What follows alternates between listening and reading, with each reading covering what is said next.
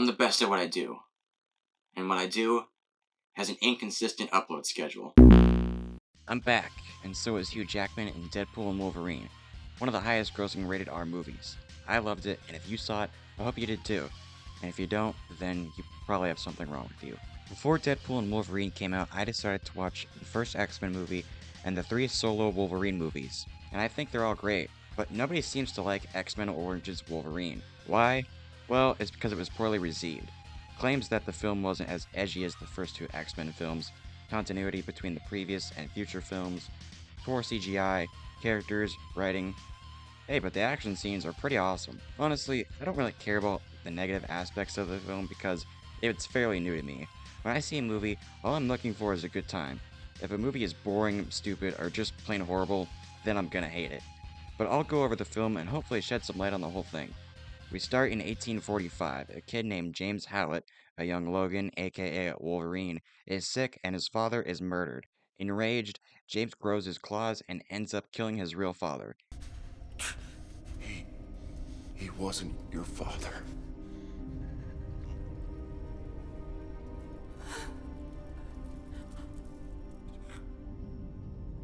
Son.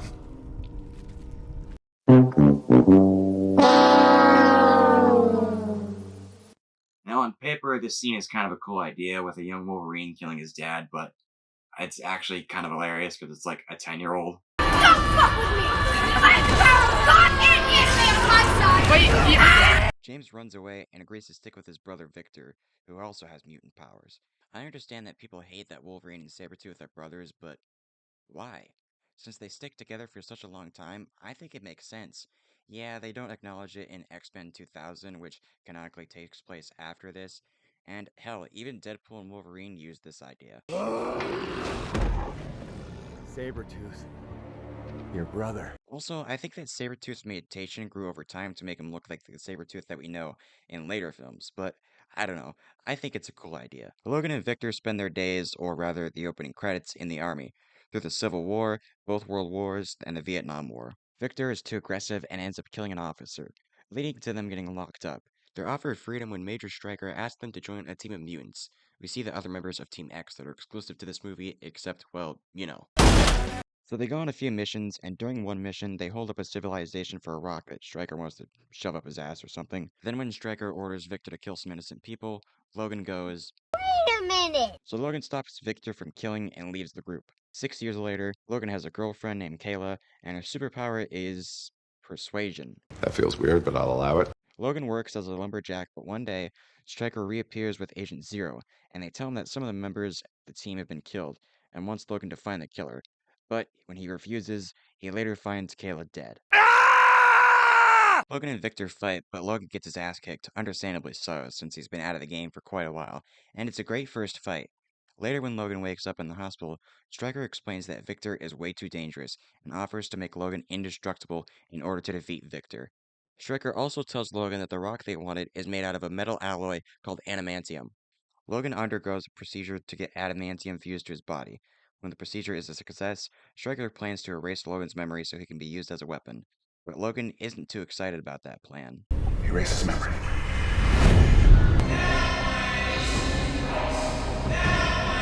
Erase his memory.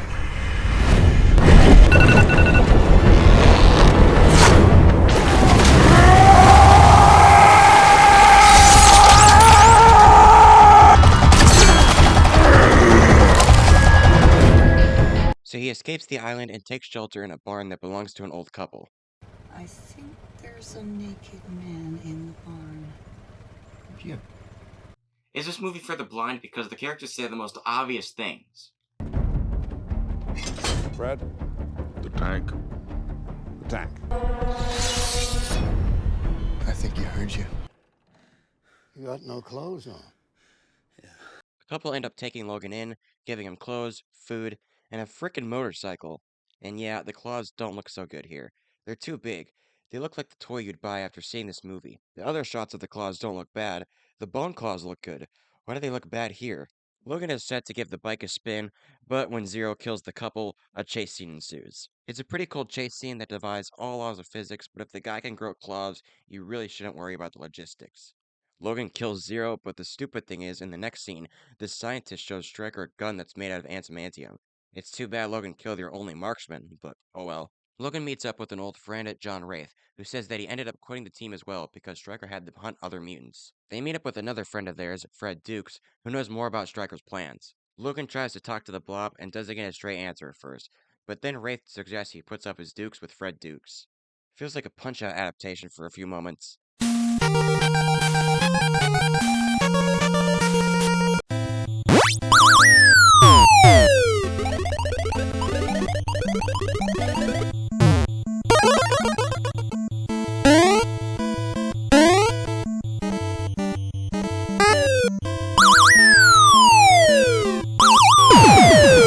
It turns out that Stryker and Victor are working together, meaning Stryker has been lying about Victor's whereabouts the whole time. Then we cut to a school.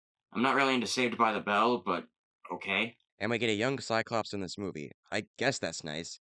Even though Wolverine and Cyclops hate each other in the main X-Men movies, they're here in this movie, I guess. Fred gives us more plot details, telling Logan that Victor has been hunting more mutants for Stryker, so they could take mutant powers and make a super mutant called Weapon 11. And then tells Logan that there's only one man who's ever escaped the island, being Remy LeBeau. And this is our only live adaptation of Gambit in the original X-Men films, and I don't think it's a huge issue, and Taylor Kitchen playing Gambit does a fine job here. Wraith decides to keep watch and does a shitty job at that because Victor shows up and kills him. Gambit interrupts the brothers' reunion and Victor just dips. Fuck this shit, I'm out. Wolverine and Gambit fight for a bit until Logan convinces Gambit to take him to the island. The General checks in on Stryker and shuts his project down, and it's a really pointless scene. It's kind of like a mini scene from the first Spider-Man movie where the Goblin kills the board of directors, except that scene was awesome and this is pointless. So Gambit and Logan are approaching the island, which is pretty much the Springfield nuclear power plant. I'm on a roll with Simpsons references. Logan sneaks in and finds Stryker and tells him about Weapon 11, and it turns out Kayla is alive. Hugh Jackman really sells this scene because Logan isn't surprised that Kayla is alive. He isn't happy to see that Kayla is alive, he just asks, Who are you? and he's dumbfounded. So apparently she and Victor faked her death and the relationship wasn't real because Kayla is a mutant. She's a hypnotist, which is why she was able to make that guy on the bridge move. My question is, were they together those whole 6 years? Is Stryker that much of a masochist to go through years of planning? But Kayla was promised that her sister would be let free, and Victor is angry that Stryker let Logan go. So when Victor has Kayla, Logan calls for a rematch.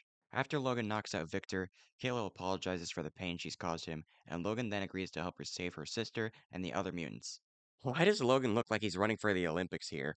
Kayla and the kids escape, and Wolverine takes on Baraka, and even Victor helps out. Once they decapitate the Green Lantern, the brothers decide to go their separate ways. Logan meets back with Kayla, but she's been shot, and they have to leave the island, and they live happily.